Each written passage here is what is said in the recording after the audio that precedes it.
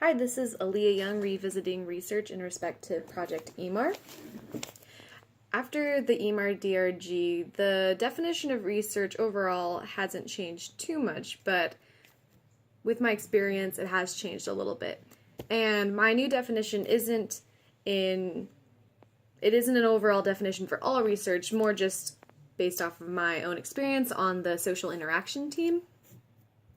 So I think that research is the process of gathering data on a topic, and that usually starts out with specific research questions, and it goes along with planning on how you're going to collect the data in order to answer your question, then collecting that data using tests or observations, and analyzing the data, and then hopefully answering your questions, or if you can't answer them, maybe developing new questions. I think that research is a very malleable process. It evolves, it changes. You can change your questions, you can change your focus, and it can, be extended and all that. What I was surprised about in this process was kind of how much red tape there is. I guess I wasn't too surprised, but the overall plan for our quarter ended up changing a lot since we didn't actually get to go to any of the schools to do our testing.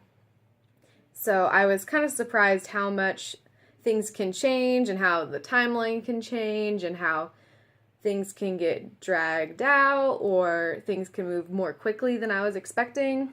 Some of the other teams got a lot done over the quarter and they had a lot to show for, and I was surprised how much they could get done in such a short amount of time. And just, stuff like that. Research ended up being a lot more planning and discussing than actual testing in my case. And so that was a little surprising.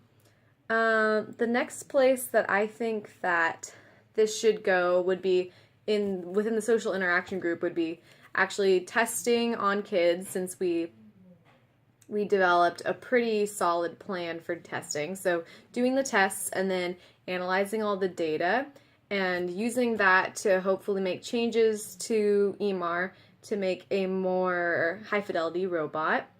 And that's just the very next step. And then overall, I would say answering bigger questions in the social interaction department, like complex questions like what kids think of the gender, how the gender might affect what they say to the robot or how they feel towards the robot, if they have any biases, if they can trust the robot, just stuff like that. Like what could make kids more likely to want to talk to this robot and whatnot, just starting to answer those big questions.